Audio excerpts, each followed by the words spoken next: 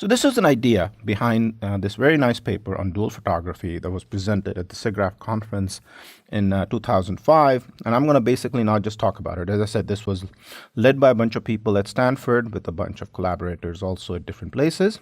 It's a very nice piece of work. And for those of you interested more, please go to this link here and you can see more details about this paper. Just to showcase this example, I'm going to play the video from this. Our technique allows us to interchange cameras and projectors, thereby enabling us to take images from the point of view of a projector. Suppose, for example, we have the following experimental setup. Here we have a scene that is imaged by a camera on the left and illuminated by a projector on the right.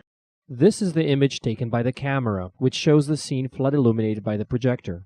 In our paper, we refer to this as the primal image. After measuring the light transport between the projector and the camera, we show that the flow of light can be effectively reversed using Helmholtz reciprocity. This means that we are able to generate an image from the point of view of the projector as shown here. This dual image shows the scene from the perspective of the projector, while the illumination is coming from the position of the camera.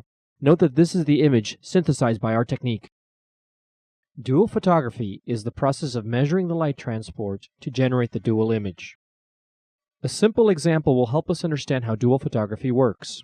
This scene is illuminated by a projector and the outgoing light will be measured by a photosensor. Suppose we light up a single pixel at a time in the projector and store the value measured by the photosensor as a function of pixel location. We do this for all the pixels in the projector.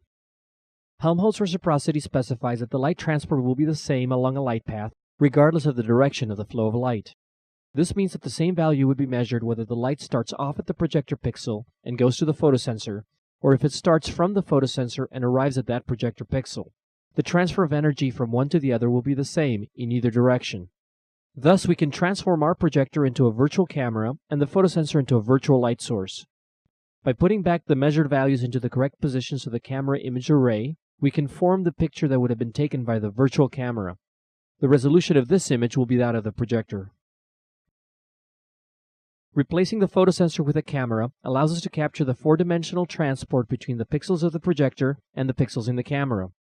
However, scanning the projector pixel by pixel is very slow, since there are millions of pixels in a standard projector. To accelerate this process, we must identify pixels whose contributions onto the scene can be later separated and illuminate them in parallel. Our adaptive algorithm subdivides the projector image recursively to determine which pixels can be lit simultaneously. This allows us to capture the transport between a projector and camera significantly faster than with the brute force scan. On the left we show the projected pattern, and on the right we show the image captured by the camera. So now you noticed how this whole pipeline unfolds and how basically what the projector is illuminating and then how camera captures is the whole concept of dual photography results in a newer type of an image. Let's look at one of the more interesting applications of this. Again, there are other applications that are mentioned by the authors in that paper that I encourage you to look at. Finally, we perform an experiment to demonstrate that we can capture subtle diffuse-diffuse interaction. The projector is set up in front of a standard playing card, while the camera is placed so that it can see the back of the card and the diffuse page of a book. In this case, the light going from the projector to the camera had to undergo a diffuse bounce at the card and another at the book. The image on the right is what the camera can see under ordinary room lighting. It seems impossible that we could ever identify the card by simply changing the incident illumination. However, our framework shows that this is indeed possible. By scanning the pixels of the projector, we can generate the dual image. Here we see that the color of the book changes depending on the point on the card we're illuminating. After the complete transport has been acquired, we can generate an image of the card from the perspective of the projector.